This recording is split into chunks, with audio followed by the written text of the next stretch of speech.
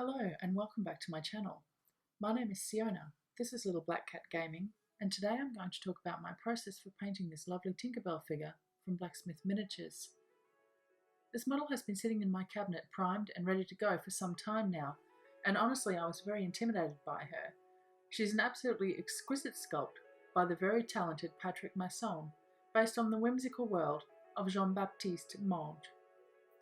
She's a lot smaller and more delicate than she looks, and I was terrified of breaking something, but I'm actually happy to report that she survived with no breakage. I have primed this miniature already using Vallejo black, grey and white in my airbrush. The airbrush I use is an Iwata Neo, which is a beginner model, but I find it simple to use and easy to maintain, and I get pretty nice results with it, so it suits me fine. According to the concept art, this little bird is a black and white flycatcher, but I thought the body shape lent itself very nicely to a blue bird, and being a little bit of a David Bowie fan, I had to paint the little bird blue. I looked up a lot of different reference pictures to get the colours and patterns correct, which is something I always recommend to people learning how to make art. Always look at references. That is how you learn to draw or paint what you see rather than what is in your head, especially when you're going for realism. I'm using a couple of blues from Scale Colour here, Mediterranean blue and sky blue. Deep blue and navy blue will form the foundation of the blue feathers. For the bright orange colours on the bird's breast, I will be using various browns and oranges to achieve the right colour. The field drab and off-white will be used for the creamy belly. I will also use bone white on the belly. All I am really doing here is establishing the main colour zones for the feathers to get a feel of whether the colours will work together.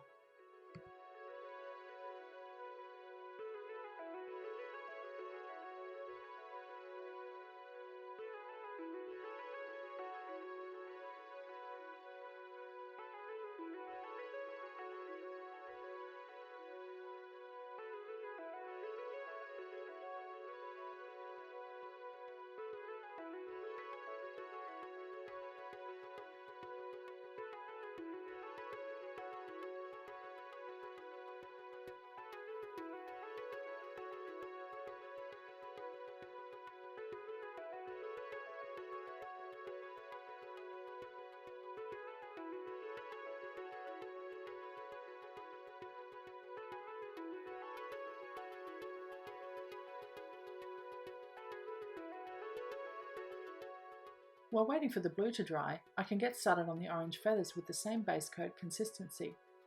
I haven't thinned this paint more than necessary for a nice flow to get a good coverage with a single coat.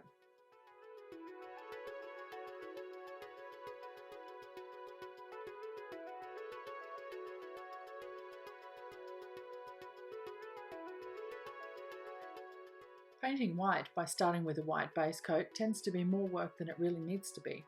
Because this is a natural white, and underneath the bird, it will be in shadow and more of an off-white.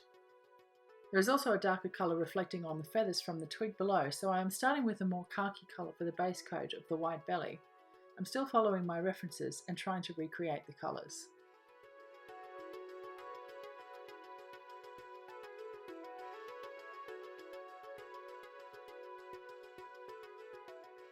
Here I am blending the edges of the orange and white together for a smoother transition, and to bring the orange down over the white as it appears on my references.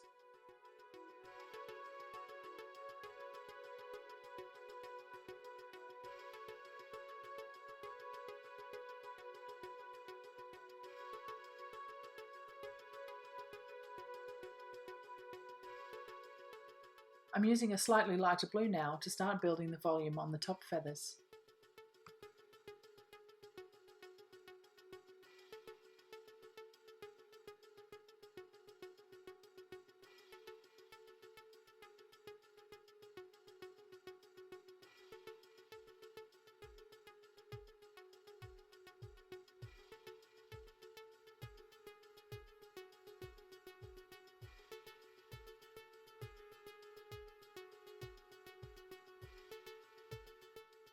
At this point, I've switched to a flat, square brush and I've started to build the highlights with a more dry brushing technique.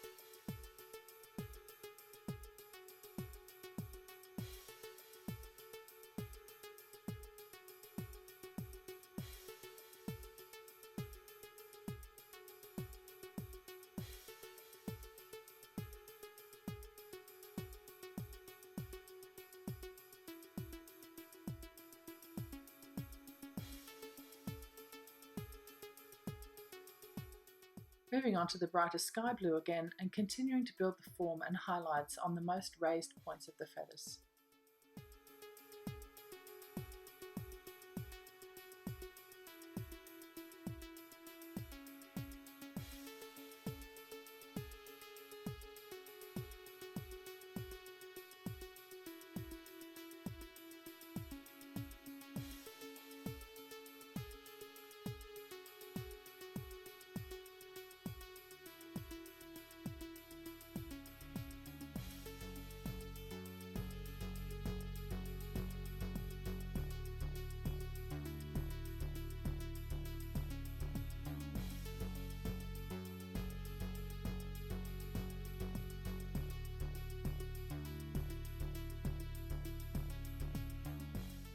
And here I've added some white to the sky blue to really pop those highlights on the very tips of the feathers.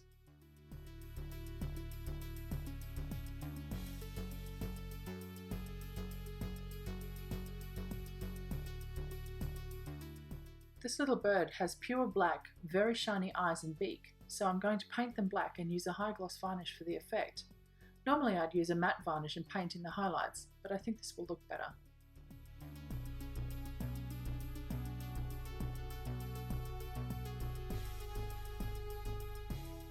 Now that the foundation is laid down, it's time to paint some details, starting with a deeper shadow around his eyes, by adding a little black to the deepest blue shade, and popping the blue feathers around his eyes and beak to give those features some nice contrast.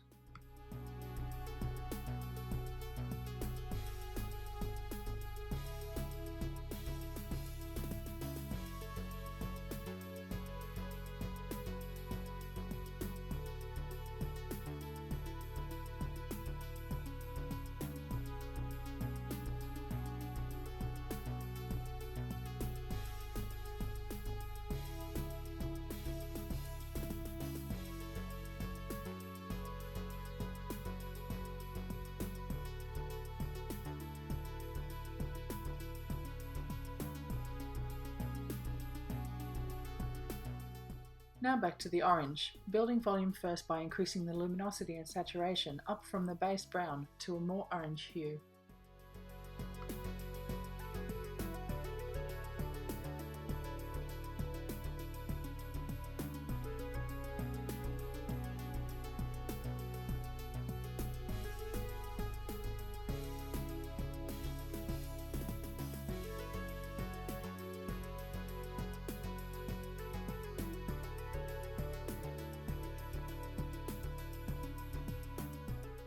The underbelly of this little blue bird is actually white, but taking shadow into account is more of a beige colour. Here I am building the lighter tones to give the impression of white feathers and shadow, keeping much of the underlying beige colour to maintain that needed contrast.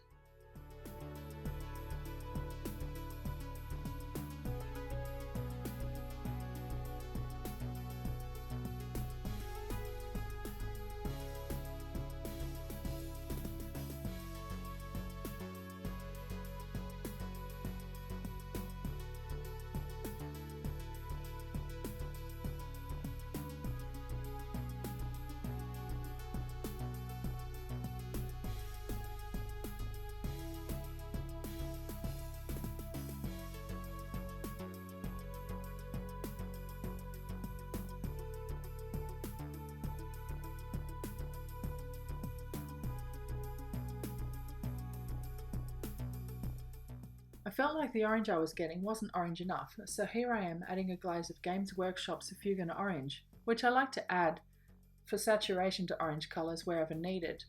It can dry rather shiny though, so I use it sparingly and I don't let it pool. I want it to be a glaze rather than a wash, which is what it is usually used for.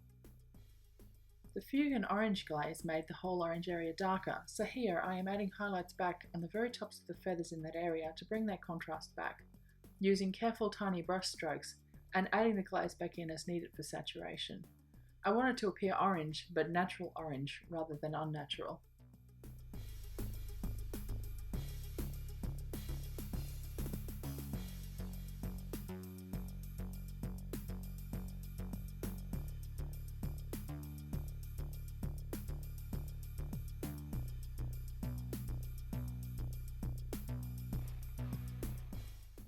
His feet are the same glossy black as his eyes, so I do the base coat with matte black paint, ready for details and gloss finish.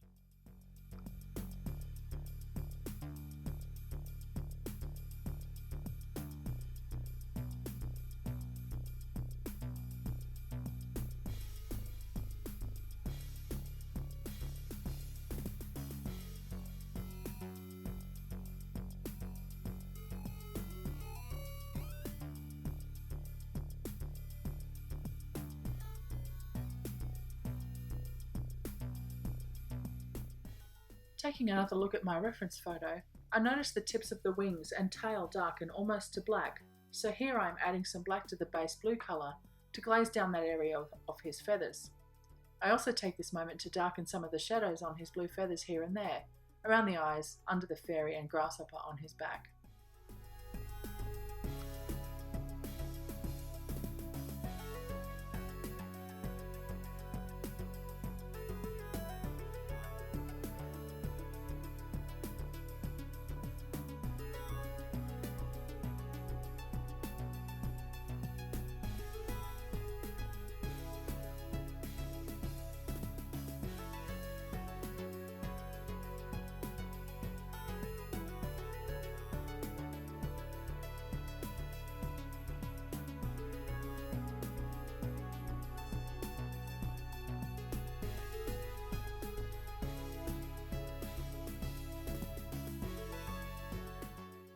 The very tips of the feathers on his wings and tail are etched in white, so I'm putting in those highlights here.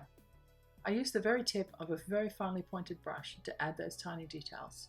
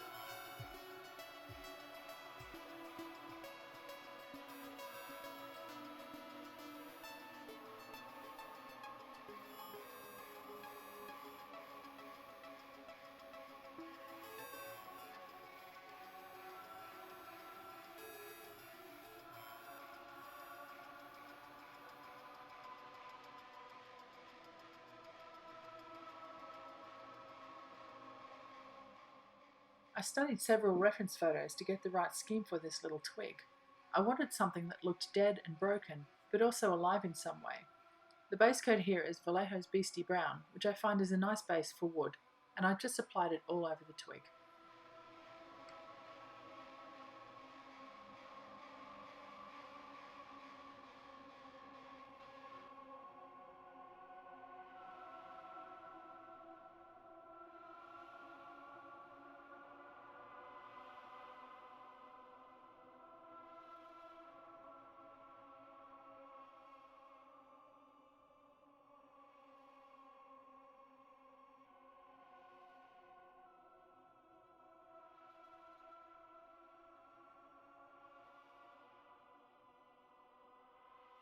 The entire twig is then given a generous wash of Games Workshop's Agrax Earthshade.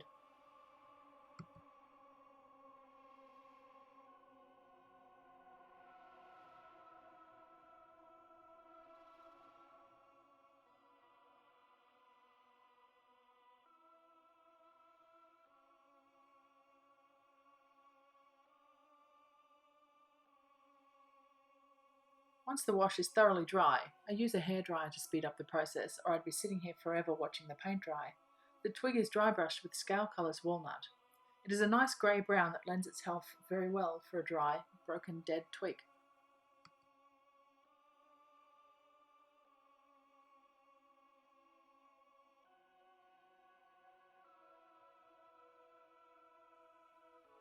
The next colour to go on is a dry brush of heavy brown from Vallejo to give a little organic colour variation.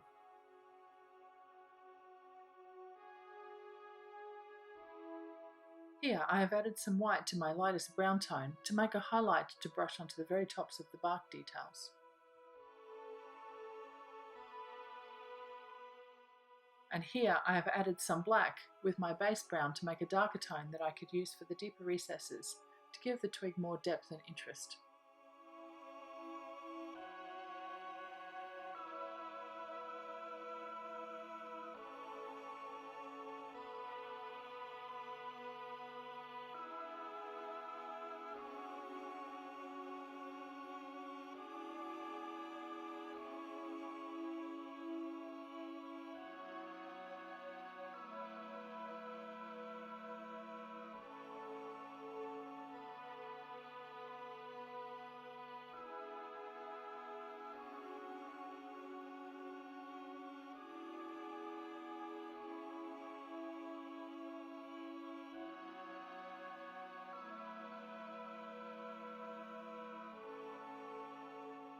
Dry brushing is pretty messy business, so I need to touch up the bluebird's feet before I can finish painting them.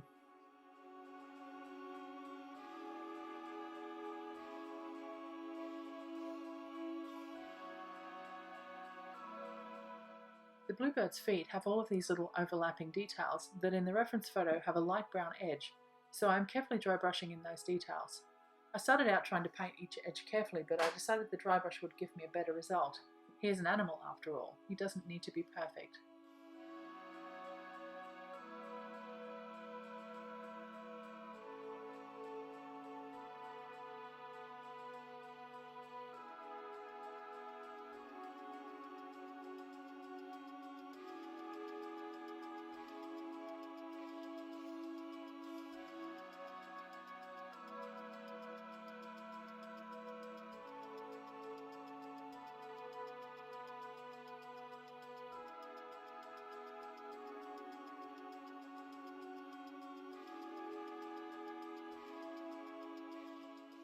And then finally a coat of high gloss varnish to finish off the legs.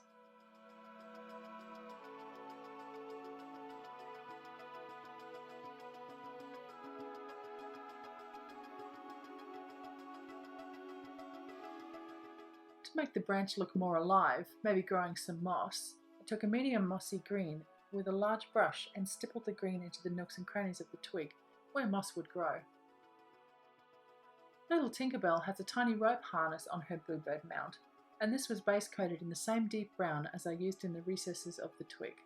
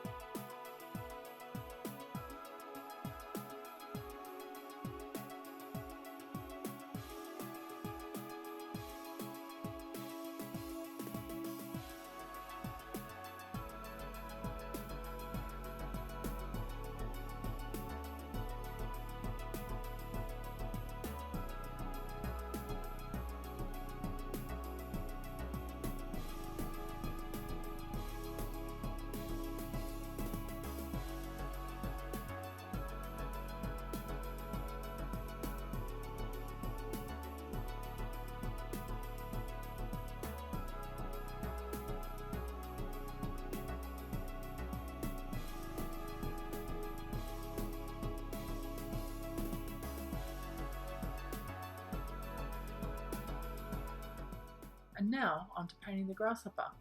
First I coated his abdomen with an off-white before moving on to a full base coat of lime green. I wanted him to look like a cute little grasshopper rather than one of those horrible big brown locusts, so the greener the better.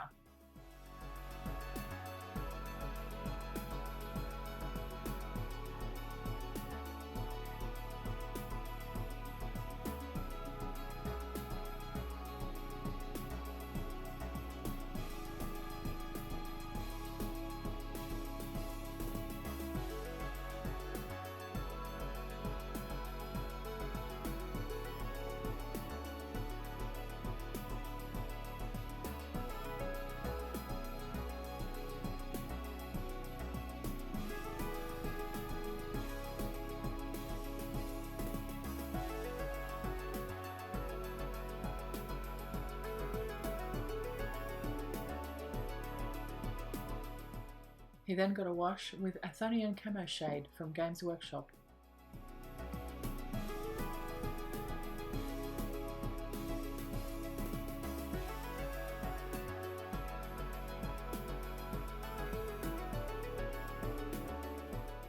When the shade was dry, I took a combination of lime green and a sunny yellow shade to start building the highlights on his body, where the light would fall.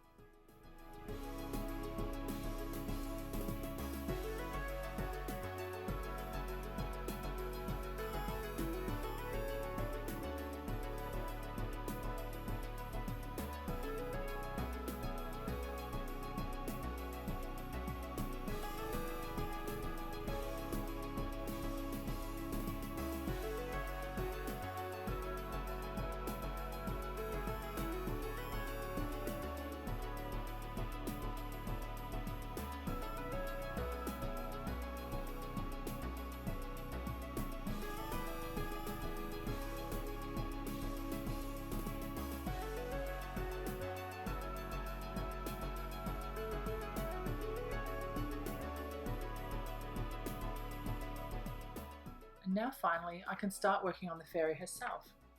I will admit that I didn't really know what to do with her, so there was a bit of trial and error in painting her, and I may revisit it someday just to tidy up a few things here and there. Starting with one of my favourite skin tones from the Privateer Press P3 range. It's the only skin tone range that isn't either too yellow or too dusky or powdery for me. I try other things and always fall back on this range. The skin system I used here was a base coat of Cardic Flesh, a mid-tone of Midland Flesh, and a highlight of Rin Flesh from the P3 range. Since I painted this fairy, I have also added the deep Erdrian Flesh to my process.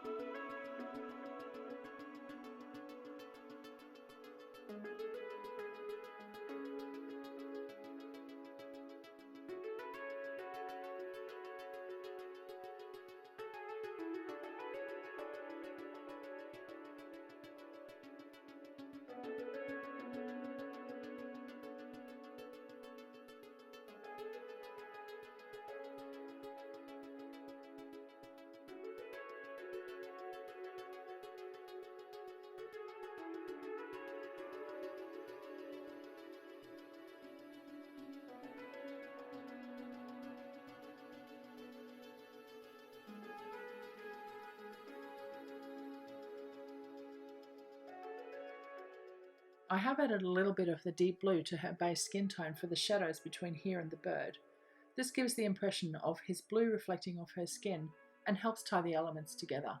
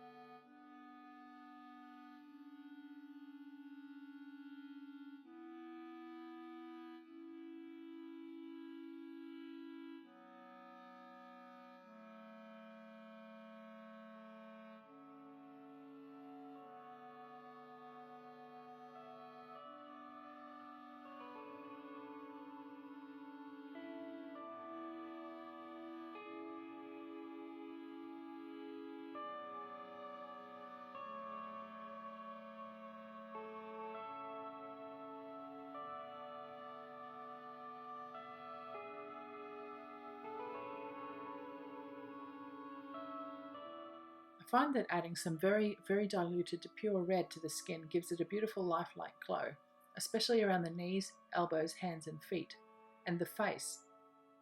I dilute the paint, and then when I think it's right, I dilute it some more until it's pretty much just paint water, and then I glaze in several coats to build up the colour I want. Because it's mostly water, it's pretty much dry by the time I've reloaded the brush and brought it back to the miniature for another coat. You can build up colour quite quickly this way. Make sure you're using a pure orange red, not a pink red, or your skin will end up too pink, which doesn't look natural.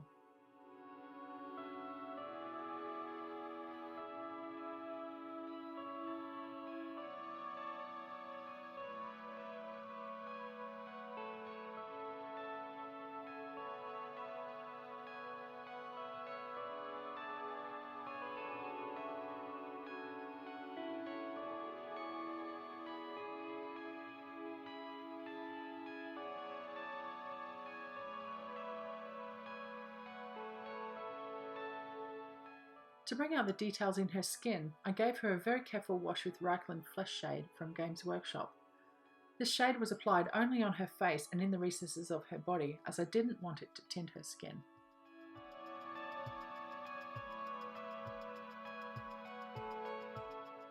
As cute and delicate as her face is, I actually found it quite hard to paint and I may revisit it someday.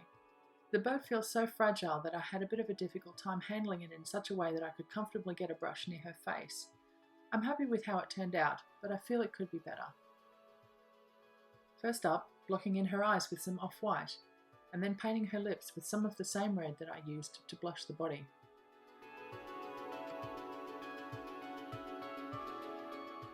I dotted some deep blue on her eyes, but I feel the eyes were just too small to do any more details on without going blind or making a mess of the face, so I decided to leave it at that.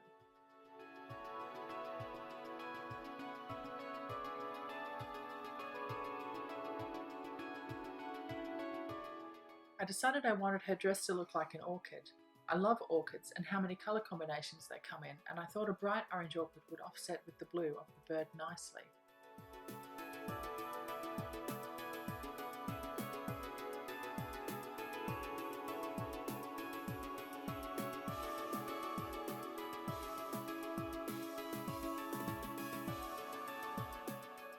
Again, this was quite difficult to reach with my brush and convey the kind of effect I really wanted to paint.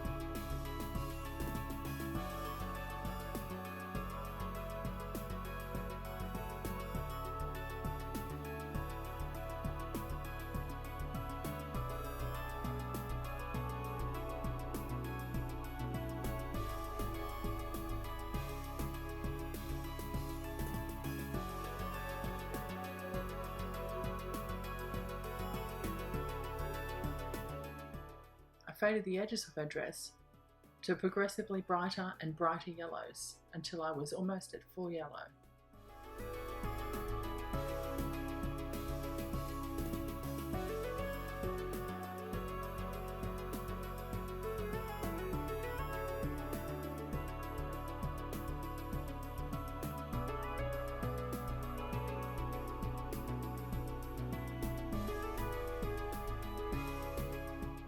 Once I had the yellow how I wanted it, I took the deep orange back in and painted in little dots up over her torso from the orange and into the yellow to look like an orchid petal.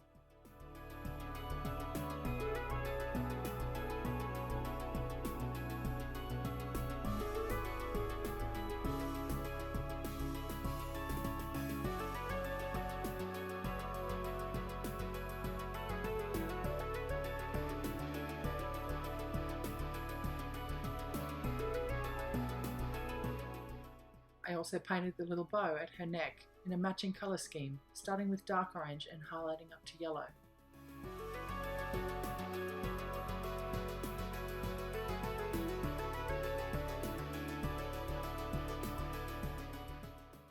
Here's where I came unstuck with this paint job. I decided to leave all of this in the video to show you that anything is salvageable, even a poorly thought out use of colour shift paint. I really liked the green of the wings, and had I kept going in this direction, she would have turned out fine. But I have all of these fancy colour shift paints and I really wanted to use them. Turns out they were just too overpowering and totally the wrong colour for this little figure. So I ended up painting the wings black and started over with a different direction.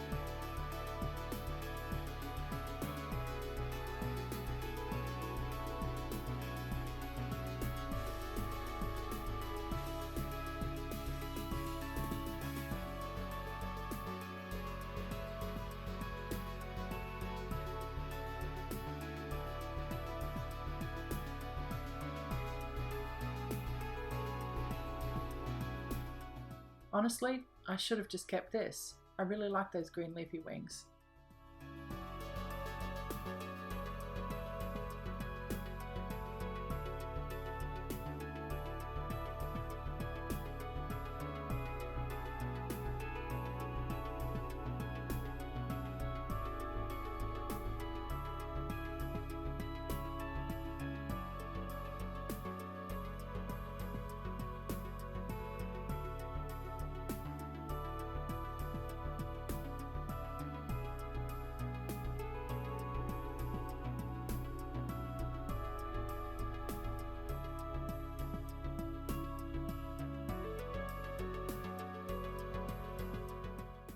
And there it is, Martian green.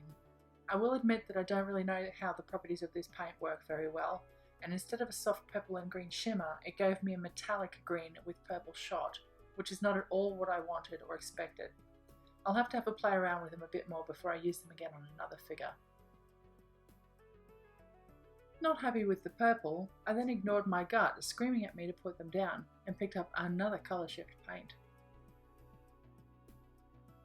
These paints are so gorgeous, I wanted so badly to use them, but alas it wasn't meant to be on this little fairy.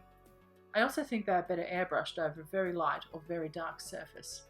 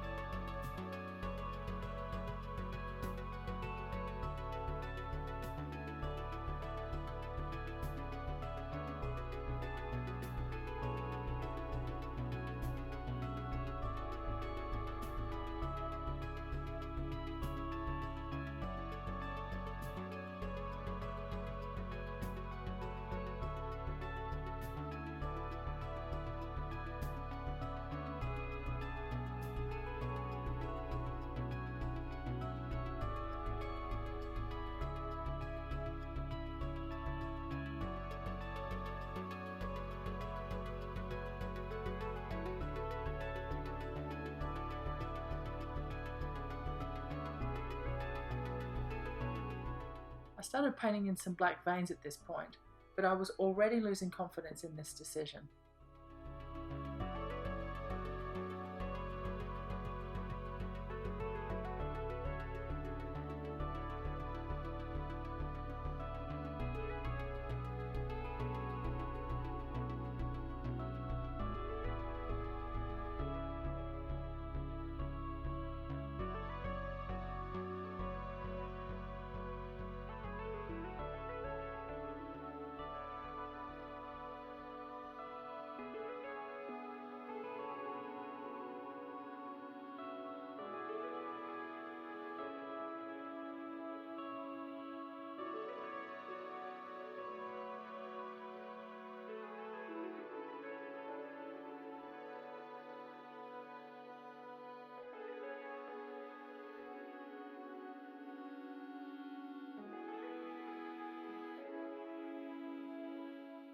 And here is where I realised that the colour shift wasn't working, and I thought I can just go back in with it leafy green and no one will ever know.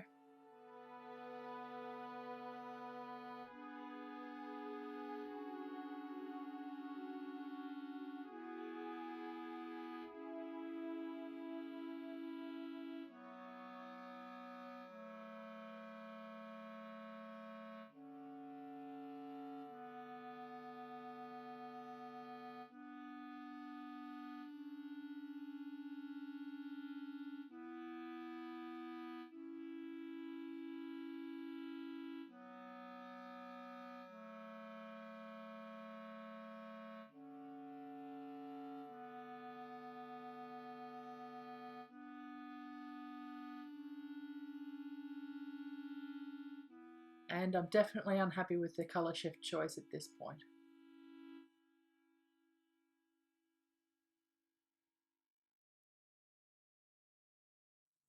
And then I finally decided I didn't like the green anyway. I consulted with some of my local painting friends, and they agreed that the green was not the right way to go, so I feel I made the right decision in the end.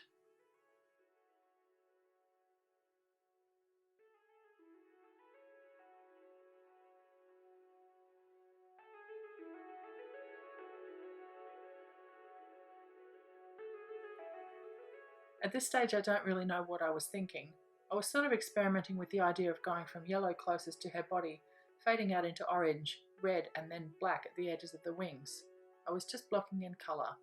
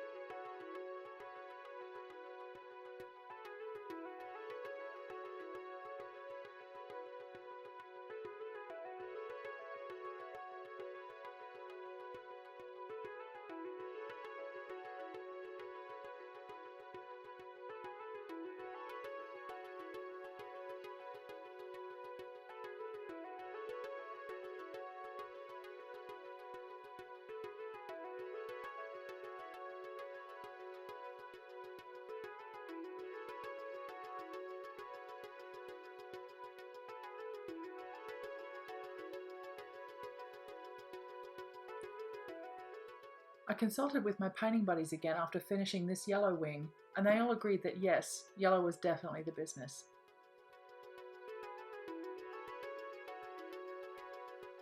And then I went and added a little brown highlight to the rope harness and a little extra detail to the grasshopper as a bit of a regroup. I don't normally jump from bit to bit, but I was really struggling with these wings at this point.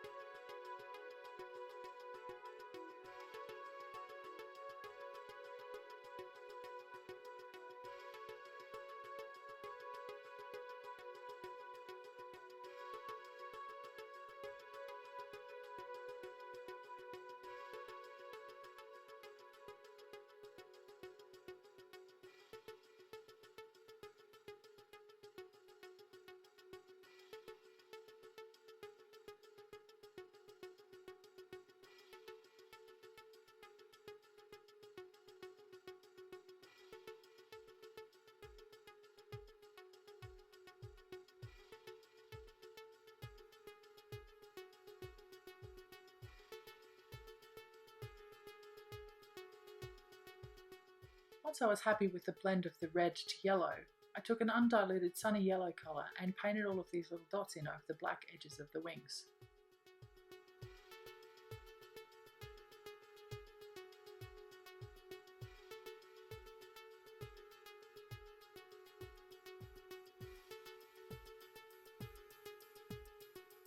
Finally, I went back and painted the rest of the wings properly. Sometimes you can't cheat with fancy effect paints, and you just have to do it the hard way. They took me about as long as any one element has ever taken, but I'm very happy with the end result.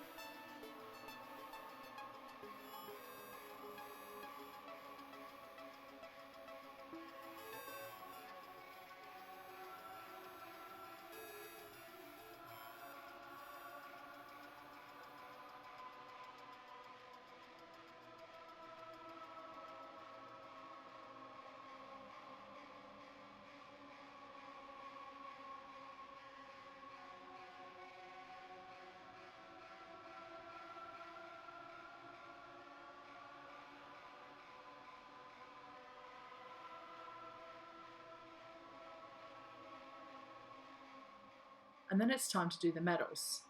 Non-metallic metal is fine and dandy, but I'm also a fan of true metallic metal, especially for miniatures that will be picked up and looked at from all angles. I usually start with a very dark metallic, in this case Scale Colour's Decayed Metal, as the base coat for my metal bits and pieces. Mostly bells on this little lady's ankles, waist, and hanging from the bird's collar.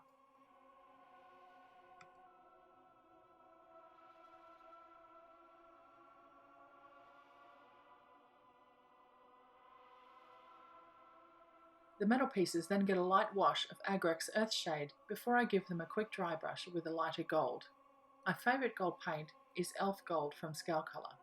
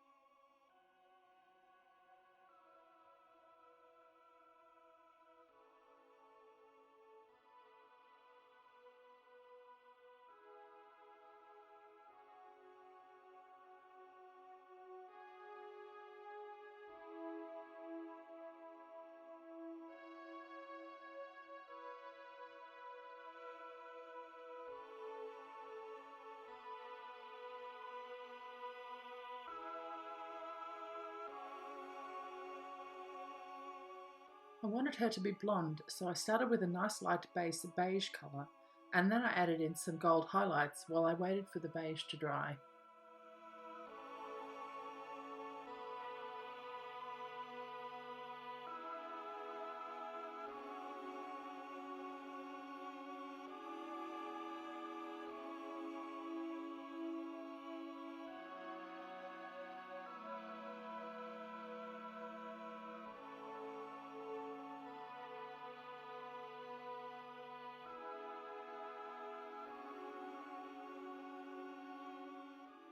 Once dry, her hair gets a wash with Reichland Flesh Shade, and then I touch up a few more details while that dries.